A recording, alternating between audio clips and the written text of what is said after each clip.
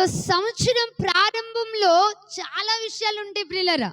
సంవత్సరం ప్రారంభం అనేది చాలా మంది కొన్ని తీర్మానాలతో ప్రారంభిస్తారు. చాలా మంది కొన్ని సమర్పణలతో సంవత్సరాన్ని ప్రారంభిస్తాడు. ఆ ప్రారంభం అనేది చాలా బాగుంటుంది కొందరి జీవితంలో. ఆ ప్రారంభం అనేది చాలా చక్కగా ఉంటుంది కొందరి జీవితంలో. ఆ ప్రారంభం అనేది చాలా స్పిరిచువల్గా ప్రారంభిస్తారు. ప్రారంభం అనేది చాలా బాగుంటుంది. కానీ సంవత్సరం అంతం వచ్చేసరికి వారి జీవితాల్లో అలాగా ఉండదు. ఆ సంవత్సరం అంతం వచ్చేసరికి అనగా ఈరోజు ఈ సంవత్సరంలో ఏంటి చెప్పండి? లాస్ట్ కదా, చివరి దినం కదా, దాన్నే సంవత్సరాంతం అంటారు. అవునా? సంవత్సరం యొక్క అంతం, సంవత్సరాంతం అంటే సంవత్సరం యొక్క చివరి దినం ఇది.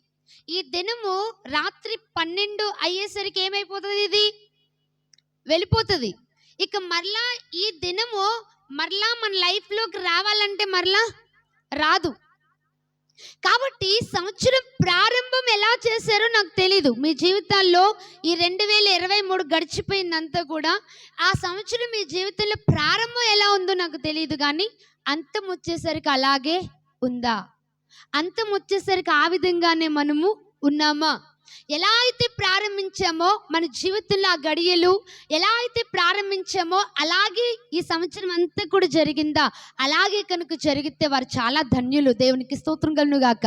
హల్లెలూయా. ఎలా అయితే సంవత్సరాన్ని ప్రారంభించారో, ఏ సమర్పణలతో అయితే ఆ సంవత్సరంలోనికి అడుగు పెట్టారో, ఏ తీర్మానాలతో అయితే అడుగు పెట్టారో, అదే ఆ యొక్క ఆత్మీయ జీవితాన్ని వారు సంవత్సరాంతం వరకు కొనసాగించిన వాళ్ళైతే గనుక వారు చాలా ధన్యులు. దేవునికి స్తోత్రం కలుగును గాక. హల్లెలూయా.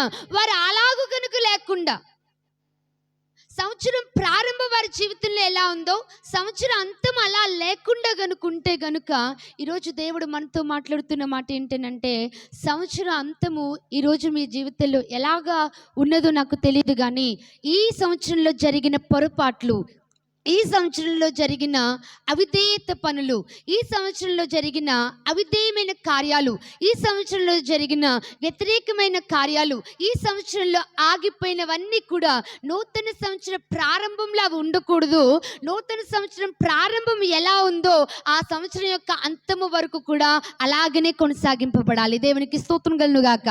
హల్లెలూయా. హల్లెలూయా.